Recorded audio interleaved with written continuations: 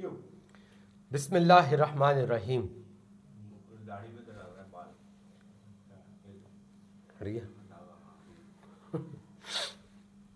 اچھا جی ٹھیک ہے. اچھا جواد بھائی کی کال آئے گی نا میرے پاس تو میں تمہیں ایک کوئی اشارہ دوں گا نا تو تم پھر وہاں گیٹ کے باہر جا کے کسی کو بول کے بجے گا نہیں. بجے گا نہیں نا اس لیے بول رہا ہوں. ٹھیک ہے اسٹارٹ لیتے ہیں. کیوں؟ بسم اللہ الرحمن الرحیم. دیکھتی آنکھوں سنتے کانوں کو مسلم منگش کا سلام عرض ہے. ناظرین آپ ملاحظہ فرما رہے ہیں سحر اسپیشل داستان انبیاء. داستان انبیاء میں خوش آمدید. کل کی داستان ہم نے داستان انبیاء سے کچھ مختلف کیا. داستان علی علیہ السلام آپ کے سامنے پیش کی کیونکہ کل 21 رمضان المبارک تھا. اب آج واپس اپنی داستان انبیاء کا آغاز کر رہے ہیں جو ہم نے آپ کے سامنے پرسوں رکھی تھی داستان یوسف علیہ السلام. جی ہاں یہ داستان یعقوب علیہ السلام کے بیٹوں کی داستان ہے اور یعقوب علیہ السلام کے بیٹے یوسف علیہ السلام. ایک تواتر کے ساتھ سلسلہ جاری و ساری ہے. آدم علیہ السلام سے ہم نے اس داستان کو آغاز کیا. کل کا خلاصہ میں پہلے آپ کے سامنے رکھتا ہوں یعنی کہ پرسوں کا. جو چیزیں آپ نے مس کر دی سنی نہیں تو آج بھی آج کی داستان میں آپ کو کل والی داستان کے بہت ساری چیزیں سننے کو مل جائیں گی. داستان کا خلاصہ یہ ہے کہ اللہ کے نبی حضرت یعقوب علیہ السلام ہیں اور ان کے بیٹے حضرت یوسف علیہ السلام ہیں. یوسف علیہ السلام جو ہیں یوسف علیہ السلام اپنے 11 بھائیوں میں سے ایک ہیں اور یوسف علیہ السلام نے ایک خواب دیکھا ہے. یہ خواب کیا ہے؟ یہ خواب بظاہر بڑا عجیب تھا یعنی کہ بالکل ایک مختلف تھا خواب. انہوں نے کیا دیکھا؟ انہوں نے دیکھا کہ 11 جی ہاں 11 ستارے سورج اور چاند سب کے سب یوسف علیہ السلام کو سجدے میں یعنی کہ ان کے سامنے جھکے ہوئے ہیں اور انہیں سجدہ کر رہے ہیں. یوسف علیہ السلام اپنے والد یعقوب علیہ السلام کے پاس آتے ہیں اور نبی باپ یعنی کہ یعقوب علیہ السلام نبی بیٹا یعنی کہ یوسف علیہ السلام دونوں کے درمیان اب مکالمہ ہے, گفتگو ہو رہی ہے. کیا فرمایا؟ یوسف علیہ السلام کہتے ہیں ابا جان میں نے خواب دیکھا. وہ خواب کیا ہے؟ یعقوب علیہ السلام تحمل کے ساتھ پورا خواب سماعت کرتے ہیں, سنتے ہیں, یوسف علیہ السلام کو نصیحت کرتے ہیں. اب دیکھیے گا کہ یوسف علیہ السلام کو نصیحت کیا ہو رہی ہے یعقوب علیہ السلام کی. میں نے پورا خواب کل والی یعنی کہ پرسوں کی داستان میں آپ کے سامنے رکھا تھا. یوسف خواب اپنے بھائیوں کو مت بتانا کیونکہ یہ بھائی تم سے حسد کرتے ہیں. اگر انہیں اس خواب کا پتہ چل گیا تو ان کے حسد میں اور اضافہ ہو جائے گا کیونکہ یہ خواب تمہاری عظمت کو ظاہر کرتا ہے یعنی کہ تمہاری بڑائی کو تمہارے درجے کو بتاتا ہے. اب بات بھائیوں تک پہنچ جاتی ہے. بھائیوں کا حسد بڑھنے لگتا ہے اور حسد انتقام کی حد تک پہنچ جاتا ہے. وہ آپس میں بیٹھتے ہیں اور منصوبہ بناتے ہیں. منصوبہ کیا ہے؟ اگر ہمیں ابا جان کی محبت اور توجہ یعنی کہ یعقوب علیہ السلام کی محبت اور توجہ حاصل کرنی ہے تو اس کا صرف ایک ہی راستہ ہے, ایک ہی طریقہ ہے کہ یوسف علیہ السلام کو راستے سے ہٹانا ہو.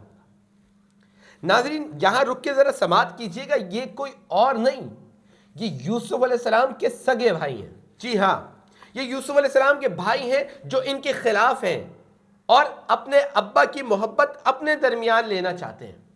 بھائی بیٹھ کر منصوبہ بنا لیتے ہیں. یہاں تک کل ہماری بات ختم ہو گئی تھی. اب منصوبہ بن چکا ہے, تیار ہو چکا ہے, اسے عملی جامہ پہنانا ہے یعنی کہ اب اس پہ امپلیمنٹ ہونا ہے. یہ تمام بھائی سارے کے سارے بھائی سوائے حضرت یوسف علیہ السلام کے خفیہ طور پر منصوبہ بندی کرتے ہیں. منصوبہ بندی کرتے ہیں اور پھر اپنے والد یعنی کہ یعقوب علیہ السلام کے پاس پہنچ جاتے ہیں. 10 کے 10 بھائی اب یعقوب علیہ السلام کے سامنے ہیں.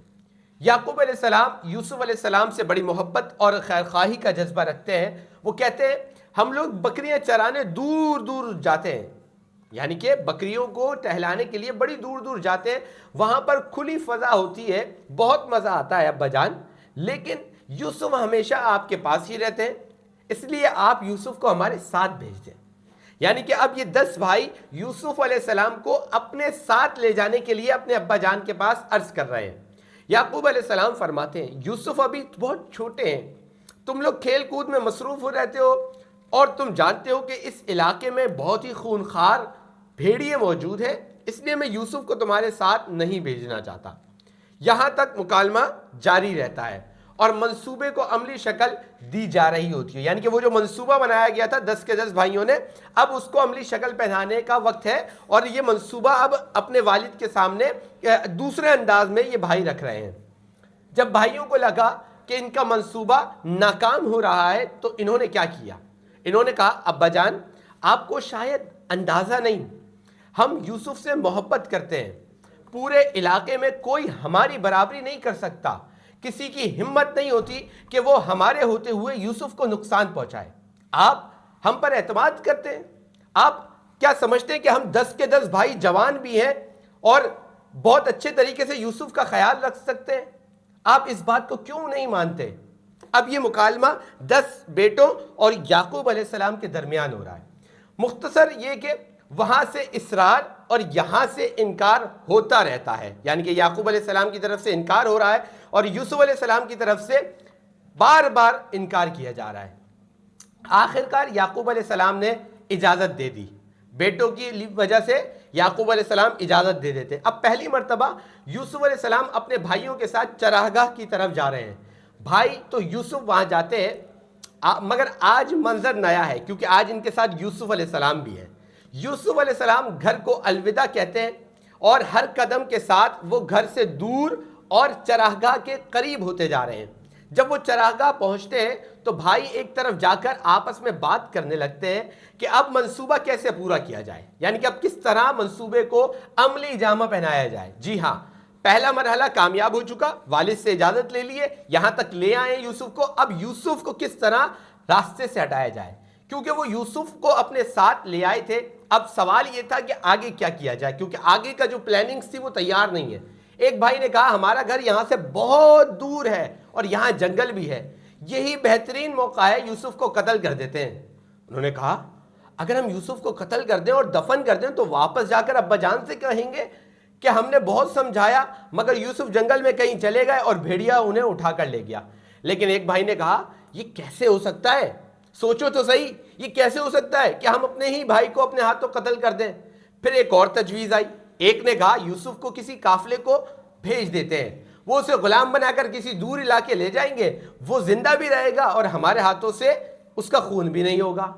پھر ایک اور رائے آئی. ایک اور بھائی نے کہا یہاں ایک پرانا کنواں ہے, چلو یوسف کو اس کنویں میں ڈال دیتے ہیں, اگر کوئی قافلہ آیا تو وہ پانی نکالتے وقت یوسف کو نکال لے گا, اور کوئی نہ آیا تو بھی ہم نے اسے قتل تو نہیں کیا, جو ہونا ہوگا ہو جائے گا. اب یہ رائے سب کو پسند آ گئی کہ یوسف راستے سے بھی ہٹ جائیں گے اور قتل بھی نہیں ہوگا. اب تصور کریں کہ 10 طاقتور جوان ایک معصوم بچے یوسف علیہ السلام کو زبردستی کھینچتے ہوئے کنویں کی طرف لے جا رہے ہیں. وہ معصوم بچہ حیرت سے اپنے بھائیوں کو دیکھ رہا ہوگا کہ یہ کیا ہو رہا ہے, یہ میرے 10 بھائی جو میری خیرخواہی کے لیے آئے تھے, جو میری سیکیورٹی کے لیے آئے تھے, یہ میرے ساتھ کیا کر رہے ہیں. کنویں کا اندھیرا, خوف اور تنہائی, اس بچے کو اپنے ماں باپ اور گھر کی یاد آئی ہوگی. لیکن حضرت یوسف علیہ السلام اپنے بھائیوں کی تدبیر کے مقابلے میں اللہ کی تقدیر کو قبول کر لیا. یوسف علیہ السلام نے, بھائیوں نے نبی باپ سے یعنی کہ حضرت یعقوب علیہ السلام سے جھوٹ بولا, نبی بھائی کو ایک اندھے کنویں میں ڈال دیا گیا, یعنی یوسف علیہ السلام کو. اب ایک طرف یوسف علیہ السلام کنویں کی تنہائی اور اندھیرے میں ہے اور دوسری طرف بھائی گھر کی طرف واپس جا رہے ہیں. اب جب یہ بھائی گھر پہنچے تو کیا ہوا؟ کیا یعقوب علیہ السلام نے ان سب کو پکڑ لیا؟ کیا ان کا راز فاش ہو گیا؟ کیا یعقوب علیہ السلام پہچان گئے کہ انہوں نے یوسف کو کنویں میں پھینک دیا؟ ان تمام سوالوں کے جواب کل کی داستان میں دیں گے. داستان کا یہی سلسلہ یہیں سے کل آغاز کریں گے. کل کی داستان میں جان سکیں گے آپ کہ کس طرح یعقوب علیہ السلام کو ان 10 بھائیوں نے یعنی کہ 10 بیٹوں نے فیس کیا ہے یوسف علیہ السلام کو کنویں میں پھینکنے کے بعد. اپنا خیال رکھیے گا. السلام علیکم.